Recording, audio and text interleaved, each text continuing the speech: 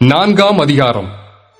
ஆதலால் கர்த்தர் நிமித்தம் கட்டுண்டவனாகிய நான் உங்களுக்குச் சொல்லுகிற புத்தி என்னவெனில், நீங்கள் அழைக்கப்பட்ட அழைப்புக்கு பாத்திரவான்களாய் நடந்து மிகுந்த மனத்தாழ்மையும் சாந்தமும் நீடிய பொறுமையும் உடையவர்களாய் அன்பினால் ஒருவரை ஒருவர் தாங்கி சமாதான கட்டினால் ஆவியின் ஒருமையை காத்துக் கொள்வதற்கு ஜாக்கிரதையாயிருங்கள். உங்களுக்கு உண்டான அழைப்பினாலே நீங்கள் ஒரே நம்பிக்கைக்கு அழைக்கப்பட்டது போல ஒரே சரீரமும் ஒரே ஆவியும் உண்டு. ஒரே கர்த்தரும் ஒரே விசுவாசமும் ஒரே ஞானஸ்நானமும் எல்லாருக்கும் ஒரே தேவனும் பிதாவும் உண்டு.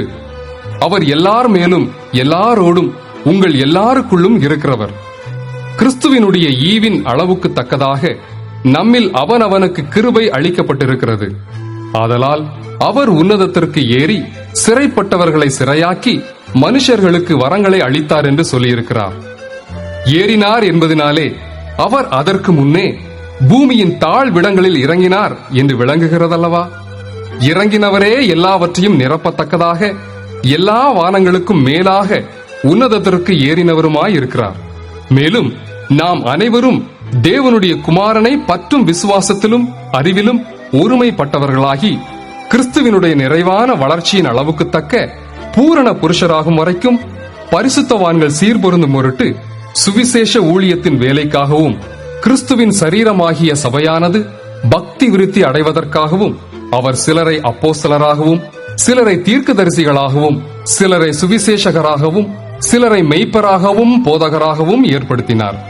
நாம் இனி குழந்தைகளாயிராமல் மனுஷருடைய சூதும் வஞ்சிக்கிறதற்கு ஏதுவான தந்திரமும் உள்ள போதகமாகிய பலவித காற்றினாலே அலைகளைப் போல அடிபட்டு அலைகிறவர்களாயிராமல் அன்புடன் சத்தியத்தை கைக்கொண்டு தலையாகிய கிறிஸ்துவுக்குள் எல்லாவற்றிலேயும் நாம் வளருகிறவர்களாயிருக்கும்படியாக அப்படி செய்தார். அவராலே சரீரம் முழுதும் அதற்கு உதவியாயிருக்கிற சகல கணுக்களினாலும் இசைவாய் கூட்டி இணைக்கப்பட்டு ஒவ்வொரு அவயவமும் தன் தன் அளவுக்கு தக்கதாய் கிரியை செய்கிறபடியே அது அன்பினாலே தனக்கு பக்தி விருத்தி உண்டாக்குகிறதற்கு ஏதுவாக சரீர வளர்ச்சியை உண்டாக்குகிறது. ஆதலால் கர்த்தருக்குள் நான் உங்களுக்கு சாட்சியாக சொல்லி எச்சரிக்கிறது என்னவெனில், மற்ற புறஜாதிகள் தங்கள் வீணான சிந்தையிலே நடக்கிறது போல நீங்கள் இனி நடவாமல் இருங்கள். அவர்கள் புத்தியில் அந்தகாரப்பட்டு தங்கள் இருதய கடினத்தினால் தங்களில் இருக்கும் அறியாமையினாலே தேவனுடைய ஜீவனுக்கு அந்நியராயிருந்து உணர்வில்லாதவர்களாய் சகலவித அசுத்தங்களையும் ஆவலோடே நடப்பிக்கும்படி தங்களை காம விகாரத்திற்கு ஒப்புக் கொடுத்திருக்கிறார்கள். நீங்களோ இவ்விதமாய் கிறிஸ்துவை கற்றுக்கொள்ளவில்லை.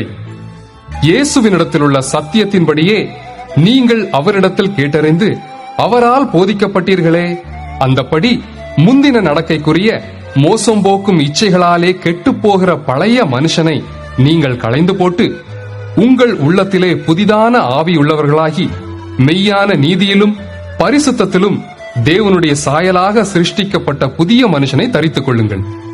அந்தியும் நாம் ஒருவருக்கொருவர் அவயவங்களாயிருக்கிறபடியால் பொய்யை களைந்து அவனவன் பிறனுடனே மெய்யை பேசக்கடவன்.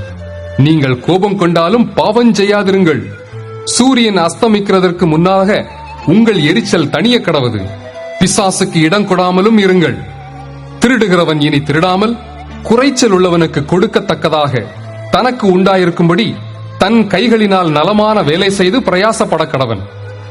கெட்ட வார்த்தை ஒன்றும் உங்கள் வாயிலிருந்து புறப்பட வேண்டாம்.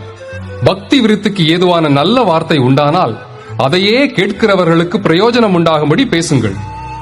அந்தியும் நீங்கள் மீட்கப்படும் நாளுக்கென்று முத்திரையாக பெற்ற தேவனுடைய பரிசுத்த ஆவியை துக்கப்படுத்தாதிருங்கள்.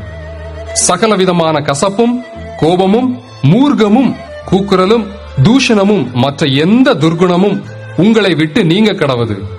ஒருவருக்கொருவர் தயவாயும் மன உருக்கமாயும் இருந்து கிறிஸ்துவுக்குள் தேவன் உங்களுக்கு மன்னித்தது போல நீங்களும் ஒருவருக்கொருவர் மன்னியுங்கள்.